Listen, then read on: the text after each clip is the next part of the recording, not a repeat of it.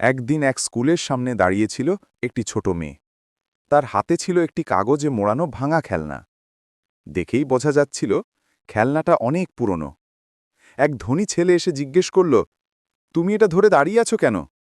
মেয়েটি হাসল আর বলল, আমার মা বলেছে যদি কাউকে খুশি করতে চাই, তা যত ছোট হোক মন থেকে দিতে হয়। ঠিক তখনই একজন ছোট বাচ্চা কাঁদতে কাঁদতে সেখানে এলো। তার খেলনাটা হারিয়েছে। মেয়েটি বিনা দ্বিধায় তার পুরনো খেলনাটা ওই শিশুর হাতে দিয়ে বলল, নাও, এটা তোমার।